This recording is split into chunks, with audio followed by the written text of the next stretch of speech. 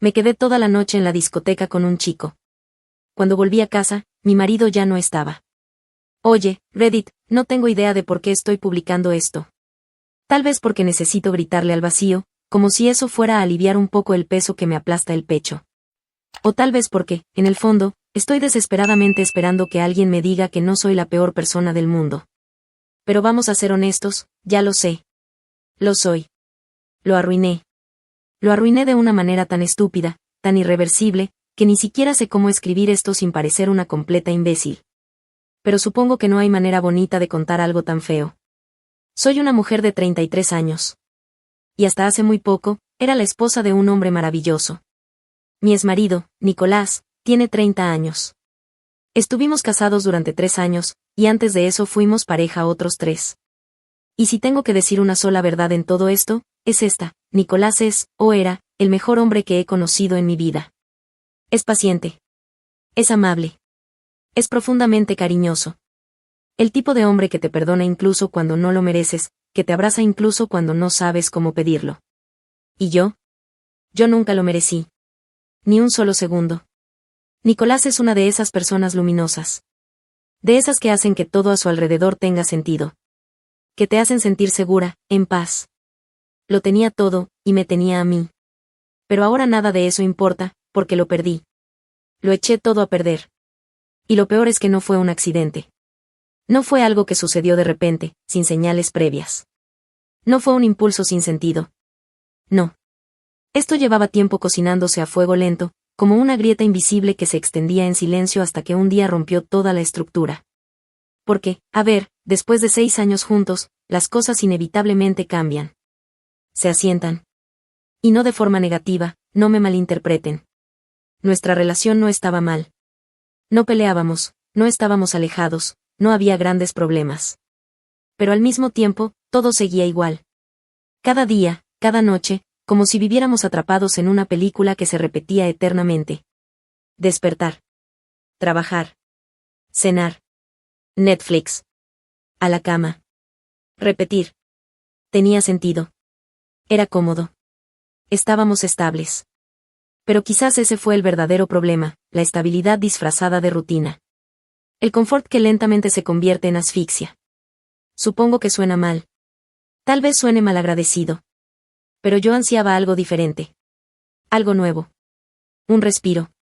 Un momento para sentir algo distinto a la monotonía. Y a esa necesidad se le sumaba algo más oscuro. Algo que se había estado gestando en mi interior durante años. Una sensación constante de fracaso, de vacío. Me veía en el espejo y no podía evitar preguntarme qué había hecho realmente con mi vida. ¿Qué había logrado? ¿A dónde había llegado? Sentía que simplemente había existido, cumpliendo con lo básico, mientras el mundo avanzaba sin mí. Y luego estaba Nicolás. Siempre tan brillante. Tan seguro de sí mismo. Su vida era, desde el principio, una promesa de éxito. Creció en una familia acomodada, fue a buenas escuelas, consiguió un empleo estable, bien pagado, que ama profundamente. Siempre tiene un nuevo proyecto que lo entusiasma, siempre hay algo que celebrar.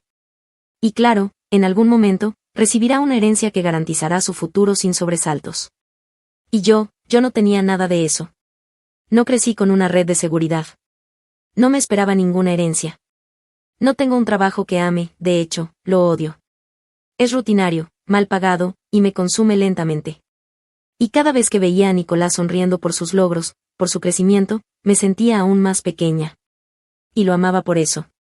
Pero también, sin querer, lo resentía. Y ese resentimiento silencioso, empezó a corroerme por dentro. No me di cuenta al principio. Pero con el tiempo, empezó a reflejarse en la forma en que le hablaba, en cómo reaccionaba a cosas mínimas que antes me daban igual. Comencé a ser más fría, más cortante. Y aunque él no cambiaba, yo sí lo hacía. Lo hacía cada día un poco más.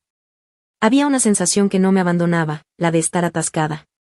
Como si estuviera cumpliendo con los pasos correctos de la vida sin haber vivido realmente. Como si todos hubieran tenido su época de locura, de decisiones impulsivas, de errores con sabor a aventura, y yo no. Nunca hice un viaje espontáneo. Nunca tomé decisiones estúpidas pero memorables.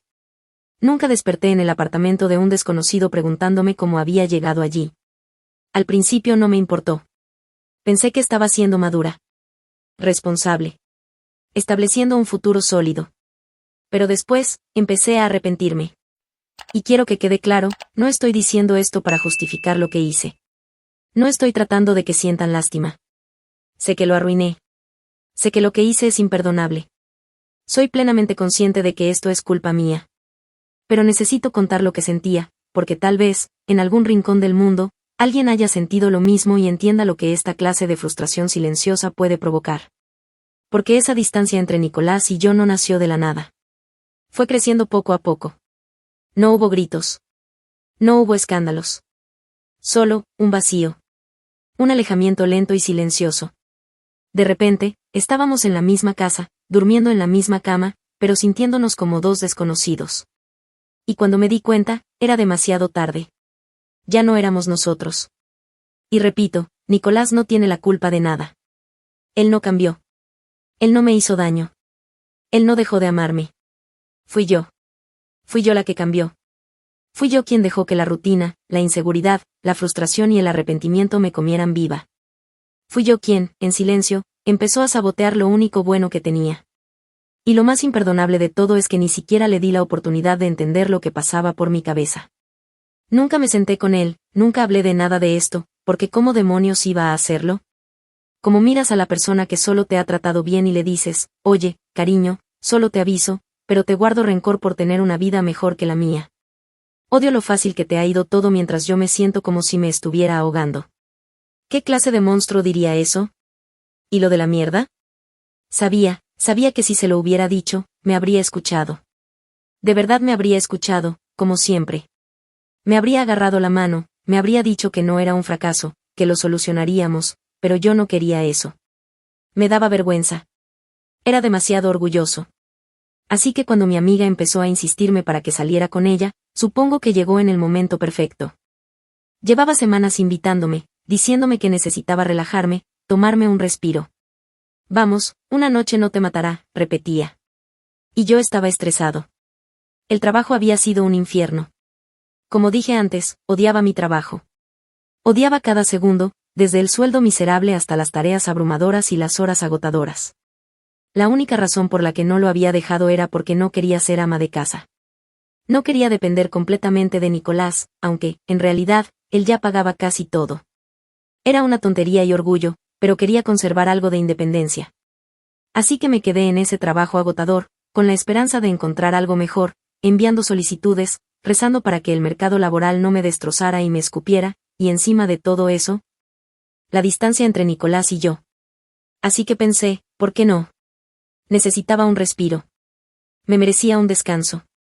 Eso me dije. Le dije a Nicolás que iba a salir, y sorpresa, no le hizo mucha gracia. No era la primera vez que teníamos problemas por ir a discotecas. De hecho, ya habíamos discutido mucho antes sobre cómo me comportaba en las discotecas, sobre cómo las cosas siempre parecían complicarse con el alcohol. Esa pelea me impidió salir a discotecas por un tiempo, pero supongo que una parte de mí sentía que ya había sido buena durante suficiente tiempo, que me había ganado esta noche. Nicolás lo intentó. De verdad que lo intentó. Incluso sugirió que nos quedáramos en casa, tuviéramos una cita, hiciéramos algo juntos, y debería haber dicho que sí. Debería haberle quitado la salida que me estaba dando. Podríamos haber pasado una noche tranquila en casa. Podría haber cocinado. Podríamos haber visto una película, incluso haber tenido una de esas charlas profundas a altas horas de la noche que me hacían volver a enamorarme de él, pero no lo hice. No lo elegí. Elegí salir. Decidí irme, y ahora, al mirar atrás, me odio por ello. Odio lo fácil que habría sido simplemente decir, tienes razón, cariño, quedémonos en casa. Odio no haberlo hecho. Odio que en ese momento supiera que estaba tomando la decisión equivocada, y aún así la tomé. Lucía y yo fuimos a un club en el centro. Estaba lleno, ruidoso, caótico, de esos lugares donde la música tiene un bajo tan potente que se siente en las costillas. Y, sinceramente, era justo lo que necesitaba en ese momento, o al menos eso me decía. Me dejé llevar. Bailé.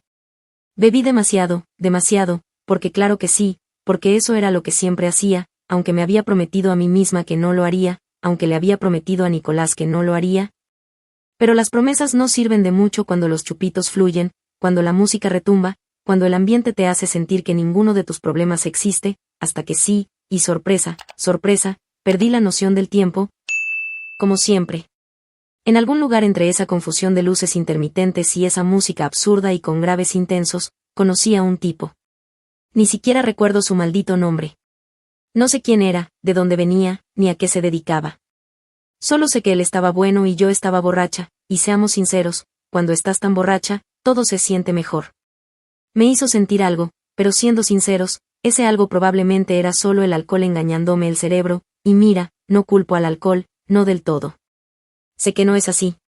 Sé que elegí beber y que elegí dejar que el tipo se acercara. Estaba encima de mí. Debería haber parado. Debería haberme ido a casa. Debería haber mirado la hora y haberme dado cuenta de que, joder, le prometí a Nicolás que no haría esto. Debería haber sentido la culpa, las alarmas, cualquier cosa, pero no lo hice. En cambio, lo dejé pasar. Me besé con él, ¿y sabes qué? Me arrepiento muchísimo. Pienso en ese momento y me siento la peor persona del mundo, y sé que alguien que lea esto probablemente esté pensando, ¿cómo puede alguien ser tan estúpido, tan denso? Y créeme, me pregunto lo mismo todos los días. ¿Cómo demonios fui tan estúpido? ¿Cómo demonios dejé que esto pasara? Pero pasó, y lo peor es que ni siquiera fue el final. A la mañana siguiente, me desperté en un apartamento, no en el suyo, gracias a Dios, sino en el de Lucía. En algún momento de la noche, Lucía aparentemente me había apartado del tipo, borracho, y me había llevado a su casa. No recordaba nada.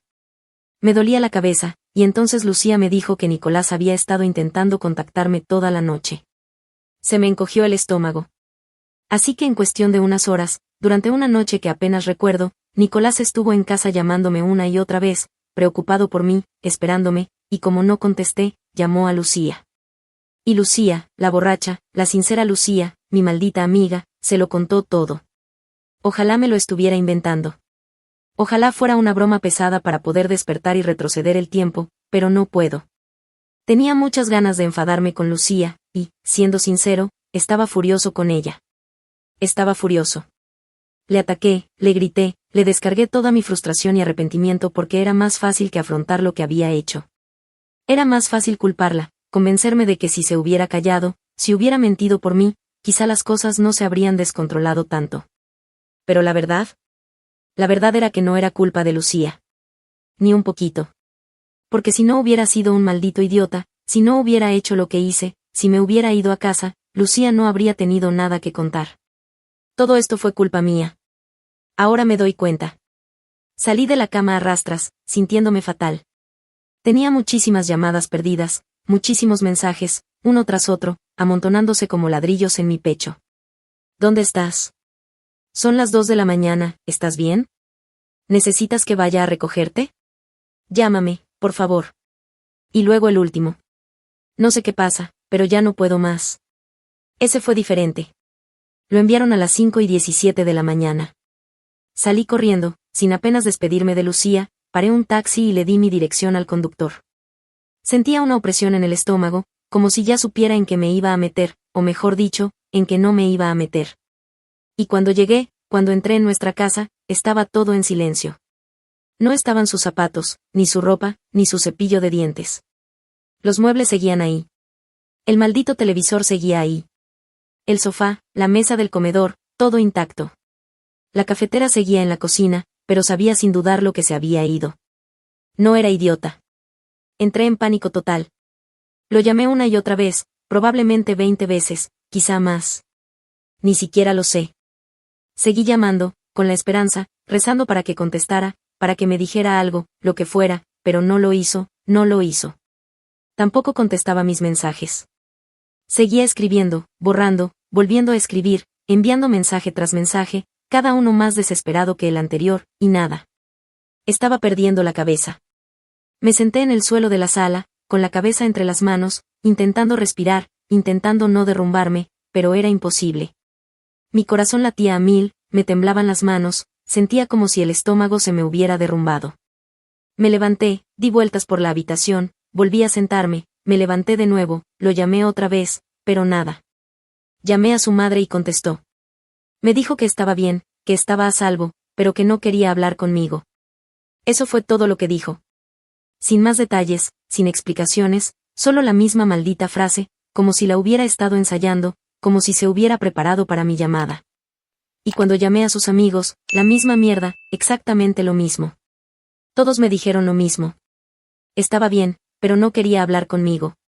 Era como si todos hubieran acordado un guión, como si les hubieran dado un manual secreto sobre cómo tratar con una esposa patética. Estaba entrando en pánico, un pánico de verdad, porque fue entonces cuando me di cuenta. Se había ido. Mi esposo, el hombre más increíble, amable, paciente, increíblemente bueno, el que tuve la suerte de llamar mío. Pasaron 2 semanas, 2 malditas semanas, las peores de mi vida. Estaba hecho un desastre, deprimido, exhausto, vacío. No sabía qué hacer.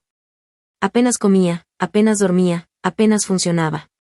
Cada día sentía que solo existía, que no vivía realmente, atrapada en un círculo vicioso de arrepentimiento y autodesprecio. Y luego, una semana después de que se fuera, solo una semana, me entregaron los papeles del divorcio. Divorcio, papeles, todo el rollo legal. No fue una amenaza vacía ni una pelea dramática donde finalmente se calmaría y resolveríamos las cosas. No, ya había consultado a un abogado. Ya había empezado el maldito trámite. Me negué a firmar. Le dije directamente al abogado que no firmaría. De ninguna manera iba a rendirme tan fácilmente. No iba a dejar que se alejara de mí, de nosotros. Pensé que tal vez si aguantaba lo suficiente, si le demostraba que estaba dispuesta a luchar por esto, lo reconsideraría. Y entonces me envió un mensaje, el primero en más de una semana. No era un ¿cómo estás?, ni un hablemos. Solo me decía que firmara los papeles, que ya estaba harto, que no alargara las cosas porque no iba a cambiar nada. ¿Qué? ¿Eso es todo? Solo un mensaje frío y sin emociones diciéndome que firmara. Ninguna conversación, ningún intento de resolverlo, nada. Pasó otra semana, 2 semanas en total, y seguía sin saber nada de él, sin llamadas, sin nada. Y me estaba desmoronando. No podía concentrarme en el trabajo. O sea, ya odiaba mi trabajo, pero ahora era mucho peor. No solo rendía por debajo de lo esperado, sino que apenas funcionaba. Recursos Humanos me llamó 3 veces para ver cómo estaba, lo cual era básicamente su forma educada de decirme, ¿qué demonios te pasa? Mi jefe incluso me preguntó si quería tomarme unas vacaciones, pero no pude porque no serían remuneradas. Y ahora que estaba a punto de divorciarme, necesitaba el dinero. No tenía muchos ahorros. Nicolás siempre se encargaba de las facturas y, sin él, estaba en problemas. No podía pagar el alquiler sola. Estaba a punto de hundirme. Y finalmente, después de 2 semanas, regresó, pero no para hablar, ni para resolver las cosas. Vino a empacar sus cosas y no estaba solo. Sus amigos estaban con él, todos mirándome con esa expresión incómoda y compasiva, como si supieran toda la historia, como si ya hubieran elegido su bando. Al principio ni siquiera me miró. Apenas se dio cuenta de mi presencia. Sus amigos pasaron junto a mí, entraron directos a la habitación y empezaron a llevarse todo lo que sabían que le pertenecía. Y yo me quedé allí llorando, rogándole que me escuchara, que nos diera la oportunidad de al menos intentar terapia, algo. Y él simplemente negó con la cabeza, me dijo que era inútil, que no había palabras que pudiera decirle para hacerle cambiar de opinión, que ya estaba harto. Dijo que lo que hice en el club fue hacer trampa, que no se trataba solo de beber, aunque eso ya era bastante malo, que le había prometido que no volvería a beber así. Y luego fui, me emborraché y me besé con un maldito desconocido. Dijo que no había nada que pudiera decir para ayudarme, que se había acabado. Y cuando terminaron de empacar, se fueron. Y me desplomé. Lloré tanto que pensé que me iba a morir. Me dolía el pecho, tenía la garganta irritada, sentía todo el cuerpo como si me hubiera atropellado un camión. La casa se sentía vacía porque casi todo en ella le había pertenecido.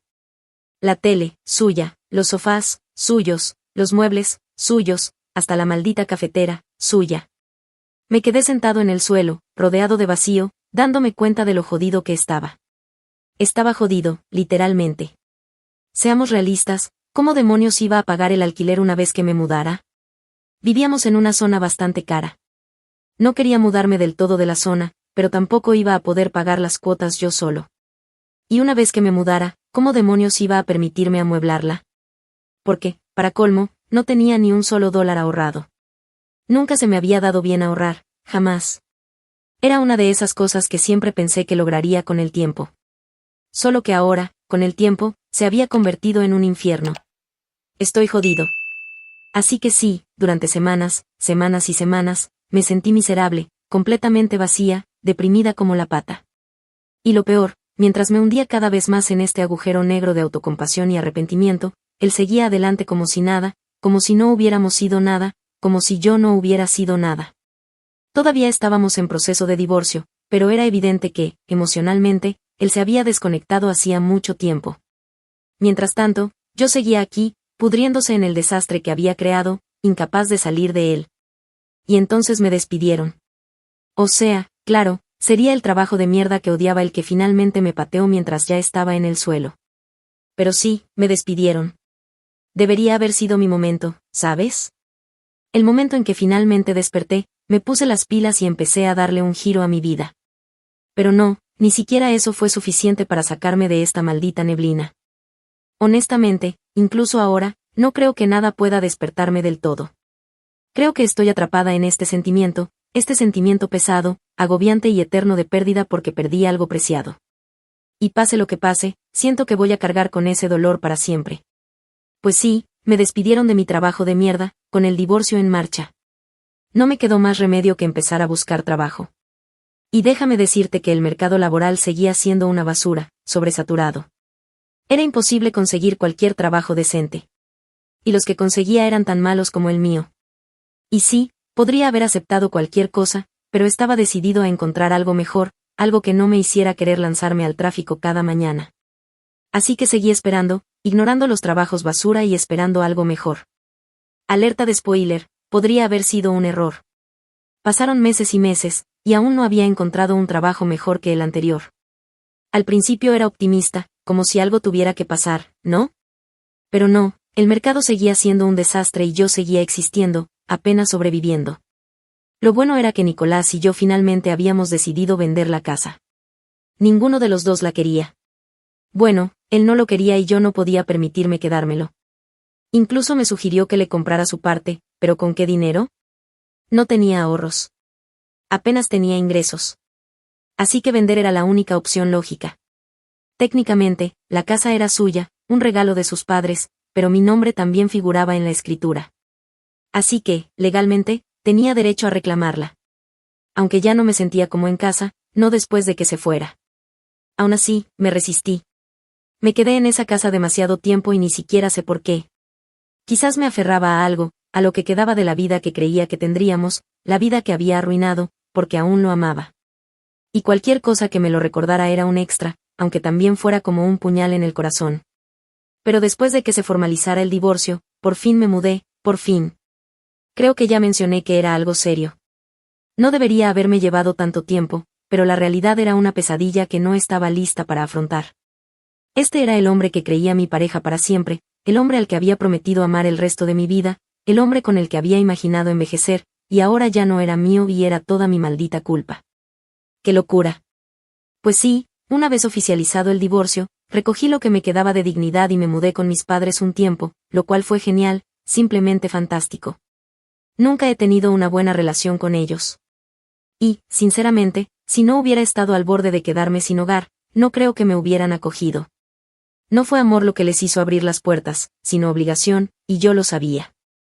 Así que me quedé allí mientras la casa estaba en venta. Por suerte, se vendió rápido. En cuanto recibí mi parte del dinero, lo primero que hice fue mudarme, deprimido e inútil, de casa de mis padres a un apartamento, un piso pequeño, triste y vacío.